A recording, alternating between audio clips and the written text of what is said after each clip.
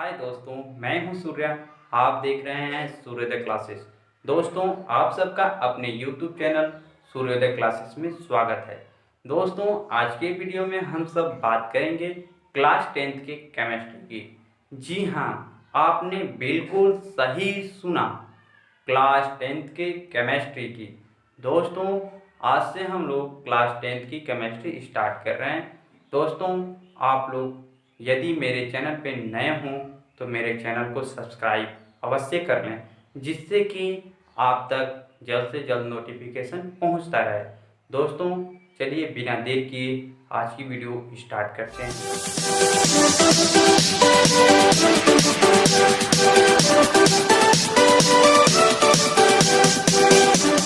चलिए दोस्तों, आज की वीडियो स्टार्ट करते हैं। तो दोस्तों, आज की वीडियो में हम सब चैप्टर नंबर 1 देखेंगे। देखिए क्या है चैप्टर नंबर 1, रासायनिक अभिक्रियाएं एवं समीकरण, केमिकल रिएक्शन एंड इक्वेशन। तो दोस्तों, इस चैप्टर को हम लोग बहुत ही आसानी से समझेंगे। देखिए, रासायनिक अभिक्रियाएं और समीकरण को समझने से पहले हम लोग कुछ इम्पोर्टेंट बातों पे ध्यान देंगे। तो दोस्तों, वो इम्पोर्टेंट बात क्या है, चलिए उस पर ध्यान देते हैं। तो पहला है दोस्तों परिवर्तन। देखिए, परिवर्तन क्या होता है? किसी पदार्थ का दूसरे पदार्थ में बदलना परिवर्तन कहलाता है। यानी कि एक पदार्थ से दूसरे पदार्थ में बदलना ही परिवर्तन कहलाता है। फिर उसके बाद दोस्तों, इसकी जैसे में बात करें तो होता है दूध से दही बनना और बर्फ़ का पिघलना, यानी कि गलकर पानी बन जाना। दोस्तों, ये सब परिवर्तन है। अब दोस्तों देखिए, परिवर्तन के प्रकार। परिवर्तन दो प्रकार का होता है। परिवर्तन कितने प्रकार का होता है? परिवर्तन दो प्रकार का होता है। पहला होता है भौतिक परिवर्तन। भौतिक परिवर्तन क्या होता है, पहले इसको देख लेते हैं, फिर उसके बाद दूसरा रासायनिक परिवर्तन होता है, उसको देखेंगे। पहला दोस्तों भौतिक परिवर्तन, ऐसा परिवर्तन जिसके फलस्वरूप पदार्थ के सिर्फ भौतिक गुणों में परिवर्तित होता है और कोई नया पदार्थ नहीं बनता है। पदार्थ पुनः अपनी पूर्व अवस्था को प्राप्त कर सकता है, उसे भौतिक परिवर्तन कहते हैं। ठीक है दोस्तों, ऐसा परिवर्तन जिसमें किसी पदार्थ के भौतिक स्वरूपों में ही परिवर्तन होता है, उससे कोई नया पदार्थ न बनता हो तथा उससे अपना मूल रूप प्राप्त कर सके, ऐसा परिवर्तन ही भौतिक परिवर्तन कहलाता है। जैसे में बात करें तो जल से बर्फ का बनना, पानी का वाष्पीकरण आदि, ये सब भौतिक परिवर्तन है। कैसे भौतिक परिवर्तन? देखिए, जल से बर्फ का बनना, यानी कि जल है तो उसको यदि हम लोग जमाएंगे, फ्रिज में रख देंगे तो वो बर्फ बन जाएगा। पानी का वाष्पीकरण आदि, तो पानी का वाष्पीकरण कैसे है? देखिए, पानी का वाष्पीकरण, जब पानी को हम लोग ताप देंगे, उच्च ताप पे रखेंगे तो वो वाष्पीकृत हो जाएगा। वाष्पीकृत हो जाएगा, जब वाष्प को हम लोग फ्रिज में रखेंगे यानी कि ठंडा कर देंगे तो वो पानी के रूप में फिर से आ जाएगा, संघनन जिसे कहते हैं। ठीक है, अब दोस्तों हम लोग बात करेंगे रासायनिक परिवर्तन की, तो इसको भी देख लेते हैं। देखिए, रासायनिक परिवर्तन क्या होता है? ऐसा परिवर्तन जिसके फलस्वरूप पदार्थ के भौतिक व रासायनिक गुणों में अस्थायी परिवर्तन होता है तथा नए गुण वाले पदार्थ बनते हैं। रासायनिक परिवर्तन में दोस्तों नए गुण वाले पदार्थ बनते हैं, लेकिन भौतिक परिवर्तन वाले में नहीं बनते हैं। ठीक, फिर से देखिए, ऐसा परिवर्तन जिसके फलस्वरूप पदार्थ के भौतिक व रासायनिक गुणों में अस्थायी परिवर्तन होते हैं तथा नए गुण वाले पदार्थ बनते हैं, वे पदार्थ पुनः पूर्व अवस्था को नहीं प्राप्त कर सकते, उन्हें रासायनिक परिवर्तन कहते हैं। उम्मीद करते हैं दोस्तों कि समझ में जरूर आ रहा है। देखिए, रासायनिक परिवर्तन क्या होता है? ऐसा परिवर्तन जिसके रूप यानी कि पदार्थ, ऐसा परिवर्तन जो किसी पदार्थ के भौतिक व रासायनिक गुणों में परिवर्तित कर एक नया गुण वाला पदार्थ बनाए और वह पुनः अपनी मूल अवस्था में पदार्थ न पहुँचे, वही परिवर्तन रासायनिक परिवर्तन कहलाता है। जैसे देखिए, दूध से दही बनना, यानी कि जब दूध से दही बन जाता है तो दही से दूध पुनः नहीं बना सकते, इसलिए इसे रासायनिक परिवर्तन में रखेंगे। उसके बाद किरासन तेल का बनना, यानी कि किरासन तेल बना है तो उसको जला देने के बाद फिर किरासन का तेल नहीं बन सकता, इसलिए ये भी रासायनिक परिवर्तन है। ठीक दोस्तों, अब दोस्तों हम लोग बात करेंगे रासायनिक अभिक्रिया की। जी हाँ, यही पाठ का नाम था, रासायनिक अभिक्रिया एवं समीकरण। तो अब रासायनिक अभिक्रिया की बात करेंगे। तो देखिए रासायनिक अभिक्रिया क्या होती है। वह अभिक्रिया जिसमें एक या एक से अधिक पदार्थ परस्पर क्रिया करके नए गुण वाला पदार्थ का निर्माण करते हैं उसे रासायनिक अभिक्रिया कहते हैं। रासायनिक अभिक्रिया क्या होती है दोस्तों? वह अभिक्रिया जिसमें एक या एक से अधिक पदार्थ परस्पर क्रिया करके नए पदार्थ वाले गुण का निर्माण करते हैं उसे रासायनिक अभिक्रिया कहते हैं। जैसे में दोस्तों देखिए यहाँ पे एक या एक से अधिक पदार्थ, यानी कि ये हाइड्रोजन एक पदार्थ है, ठीक, तत्व है। देखिए हाइड्रोजन प्लस ऑक्सीजन, हाइड्रोजन और ऑक्सीजन आपस में मिलकर एक जल का निर्माण कर रहे हैं। देखिए 2H2 प्लस O2, यानी कि हाइड्रोजन और ऑक्सीजन आपस में मिलकर क्रिया करके जल का निर्माण कर रहे हैं, 2H2O का निर्माण कर रहे हैं। तो दोस्तों यह पूरी क्रिया रासायनिक अभिक्रिया कहलाएगी। पूरी क्रिया एक रासायनिक अभिक्रिया कहलाएगी। देखिए वह अभिक्रिया, यह एक अभिक्रिया हो गई जिसमें एक या एक से अधिक पदार्थ, देखिए एक पदार्थ ये, एक पदार्थ ये, दो पदार्थ हो गए, जिसमें एक या एक से अधिक पदार्थ परस्पर क्रिया करके नए गुण वाला यानी कि जल का नया गुण हो गया वाले पदार्थ का निर्माण करते हैं, बन गया है, उसे रासायनिक अभिक्रिया कहते हैं। यानी कि पूरे प्रक्रम को रासायनिक अभिक्रिया कहेंगे। ठीक दोस्तों, अब उसके बाद हम लोग बात करेंगे, देखिए अभिकारक या प्रतिकारक। अभिकारक या प्रतिकारक, देखिए रासायनिक अभिक्रिया में भाग लेने वाले पदार्थ को अभिकारक या प्रतिकारक कहते हैं। ठीक, रासायनिक अभिक्रिया में भाग लेने वाले पदार्थ को अभिकारक या प्रतिकारक कहते हैं। जैसे में देखिए, जैसे में ये भाग लिए हैं सब 2H2 प्लस O2, 2H2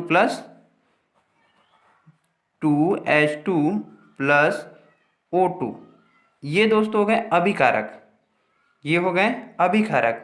लेकिन इसको जब मिलने से H2O का निर्माण हुआ है, 2H2O का निर्माण हुआ, तो ये हो गया उत्पाद। ये अभिकारक और ये वाला हो गया उत्पाद। ठीक, तो देखिए प्रतिफल या उत्पाद ये क्या होता है? तो दोस्तों देखिए रासायनिक अभिक्रिया के बाद बनने वाले पदार्थ, रासायनिक अभिक्रिया के बाद बनने वाले पदार्थ को प्रतिफल या उत्पाद कहते हैं। प्रतिफल या उत्पाद कहते हैं कि यानी कि दोस्तों जो 2H2O बना है वही प्रतिफल या उत्पाद होगा। देखिए 2H2O उत्पाद है जैसे में। अब उसके बाद दोस्तों हम लोग देखेंगे रासायनिक अभिक्रिया की पहचान। रासायनिक अभिक्रिया की पहचान यानी कि रासायनिक अभिक्रिया को हम लोग कैसे पहचानेंगे। ठीक है, तो चलिए उसको भी देख लेते हैं। तो दोस्तों रासायनिक अभिक्रिया, देखिए एक रासायनिक अभिक्रिया को निम्न प्रेक्षणों द्वारा पहचान किया जा सकता है। कौन कौन से प्रेक्षण हैं उनको देख लेते हैं। पहला है अवस्था में परिवर्तन, दूसरा है रंग में परिवर्तन, तीसरा है गैस का निकलना, चौथा है ताप में परिवर्तन और पांचवा है अवक्षेप का निर्माण। यानी कि इनमें से कुछ भी हो रहा है तो हम लोग समझ जाएंगे कि नहीं ये रासायनिक अभिक्रिया है और कौन सी है। ठीक, इससे पहचान जाएंगे कि यह रासायनिक अभिक्रिया है। दोस्तों इसको याद करने के लिए एक शॉर्ट ट्रिक है जो कि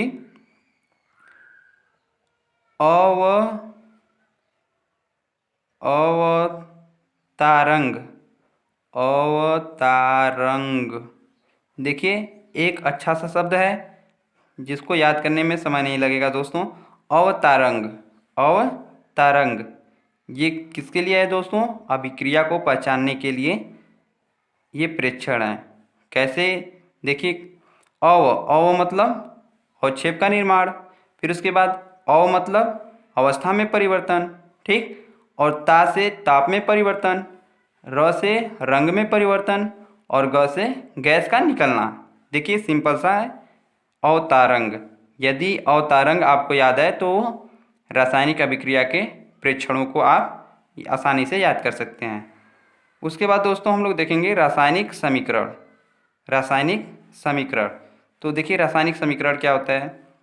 रासायनिक समीकरण दोस्तों एक ऐसा समीकरण जो अभिकारक उत्पाद एवं प्रतीकात्मक रूप से उनके भौतिक अवस्था को प्रदर्शित करता है, रासायनिक समीकरण कहलाता है। क्या होता है दोस्तों रासायनिक समीकरण, एक बार पुनः देखिए।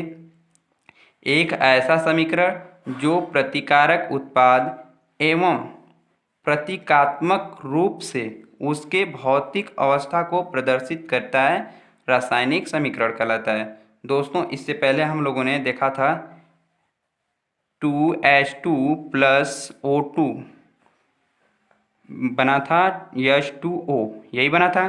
तो देखिए ये हो गया भौतिक प्रतीकात्मक रूप, ये हो गया भौतिक प्रतीकात्मक रूप। अभिक्रिया तो है ही, लेकिन इसको जो दर्शाया गया उसको बोलेंगे भौतिक प्रतीकात्मक रूप। अब दोस्तों बात करें, देखिए ये रहा अभिकारक और ये रहा उत्पाद। तो वही बोला गया है एक ऐसा समीकरण जो अभिकारक उत्पाद, अभिकारक ये हो गया और उत्पाद ये हो गया, एवं प्रतीकात्मक रूप से, प्रतीकात्मक मतलब इसको दर्शाने वाला, ठीक, इसको दर्शाया गया, वही बोला गया प्रतीकात्मक रूप से उनके भौतिक अवस्था को, भौतिक अवस्था मतलब देखिए इसको बताया गया कि नहीं गैस है, इसको बताया जा रहा है ये भी गैस है, ये बन रहा है तो जल बन रहा है, यही भौतिक अवस्था है, गैस गैस जल, ठीक, अवस्था को प्रदर्शित करता है, रासायनिक समीकरण कहलाता है। उम्मीद करते हैं दोस्तों समझ में आया होगा। चलिए इसी तरह आगे बढ़ते हैं। रासायनिक समीकरण, देखिए संतुलित रासायनिक समीकरण। संतुलित रासायनिक समीकरण क्या होता है इसको भी हम लोग समझ लेते हैं। तो दोस्तों संतुलित रासायनिक समीकरण देखिए ऐसा समीकरण जिसके दोनों पक्षों में प्रत्येक तत्व के परमाणुओं की संख्या के बराबर होती है, संख्या बराबर होती है, संतुलित समीकरण कहलाता है। देखिए फिर से, ऐसा समीकरण जिसके दोनों पक्षों में प्रत्येक तत्व के परमाणुओं की संख्या, परमाणुओं की संख्या बराबर होती है, संतुलित रासायनिक समीकरण कहलाता है। जैसे में देखिए यहाँ पर है दोस्तों 2mg, इसको हटा देते हैं, फिर से लिख देते हैं 2mg + O2, एरो का चिन्ह बनेगा क्या 2MgO, यही बना। तो दोस्तों इसको समझिए, ये बोला जा रहा है कि नहीं प्रत्येक तत्व के परमाणुओं की संख्या समान होनी चाहिए दोनों पक्षों में, एक पक्ष ए रहा और दूसरा पक्ष ये रहा। तो देखिए यहाँ पर कितने mg हैं, 2mg हैं, ये एक तत्व है। अब इसमें परमाणु कितने हैं, 2 परमाणु हैं। यहाँ पर कितने परमाणु हैं mg के, 2 परमाणु हैं, ठीक। अब फिर उसके बाद यहाँ पर देखिए ऑक्सीजन एक तत्व है, इसके कितने परमाणु, 2, और यहाँ पर कितने परमाणु, 2 से मल्टीप्लाई है इसलिए यहाँ पर भी 2 होंगे, ठीक दोस्तों। यही समीकरण संतुलित हो गया, यही समीकरण संतुलन है। क्या है कि दोनों पक्षों में पदार्थों के परमाणुओं की संख्या बराबर है, तो हम कहेंगे कि नहीं यह समीकरण संतुलित है। अब दोस्तों उसके बाद हम लोग आगे बात करेंगे। तो आगे है, देखिए आगे है रासायनिक अभिक्रिया के प्रकार। रासायनिक अभिक्रिया के प्रकार को हम लोग देखेंगे। तो दोस्तों रासायनिक अभिक्रिया के प्रकार कुछ निम्न होते हैं। जैसे पहला है सहसंयोजन अभिक्रिया। अभिक्रिया के प्रकार दोस्तों 4 होते हैं। तो दोस्तों चलिए हम लोग एक एक निम्न होते हैं वही डालकर चलते हैं। देखिए पहला है सहसंयोजन अभिक्रिया। सहसंयोजन अभिक्रिया, एक मिनट थोड़ा सा। देखिए दोस्तों पहला है सहसंयोजन अभिक्रिया।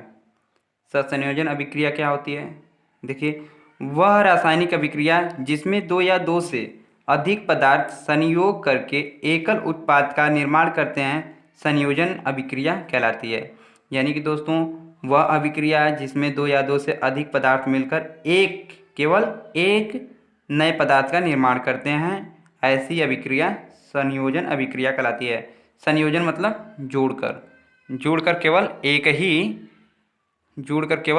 एक ही नए पदार्थ का निर्माण करेंगे, ऐसी अभिक्रिया को संयोजन अभिक्रिया कहेंगे। जैसे में देखिए NH3 क्या है दोस्तों? अमोनिया है, इसको याद रखिएगा, NH3 अमोनिया। और HCl क्या है?